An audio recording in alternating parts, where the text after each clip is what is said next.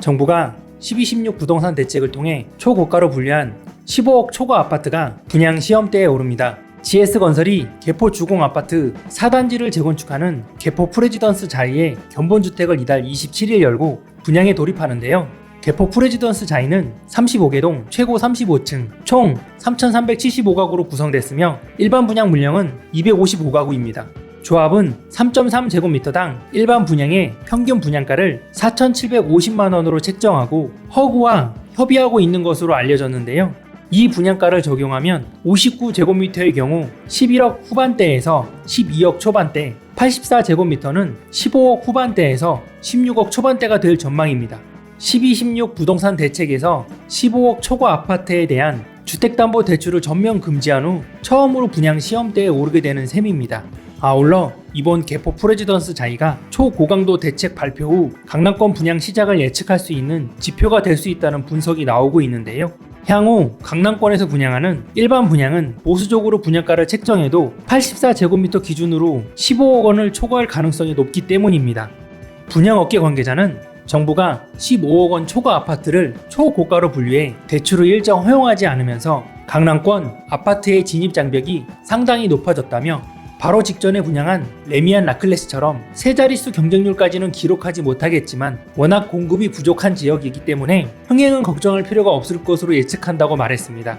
실제로 서울 강남구 삼성동 상하 2차 아파트를 재건축하는 레미안 라클레시는 평균 경쟁률 115대1을 기록했습니다. 3.3제곱미터당 일반 분양 평균가는 4,750만원으로 84제곱미터가 15억 5,300만원에서 16억 6,400만원으로 책정됐는데요. 여러모로 분양을 앞둔 개포 프레지던스 자이와 유사했던 셈입니다. 한편 개포 프레지던스 자이는 255가구에 불과한 물량으로 인해서 청약 가점 68점 이상은 되어야 당첨이 가능할 것으로 예측됩니다.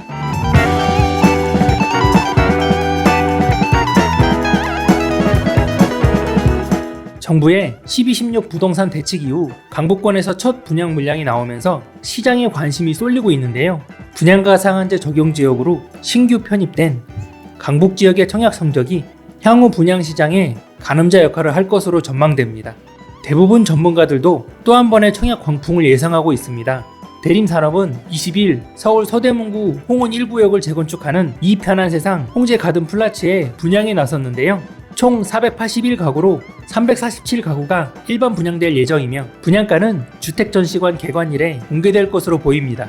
다만 올해 2월 같은 지역에서 분양된 홍제역 해링턴 플레이스의 분양가가 3.3제곱미터당 2,469만원, 서대문 푸르지오 센트럴파크가 3.3제곱미터당 평균 2,500만원대로 기록, 이와 비슷한 수준으로 책정될 전망입니다.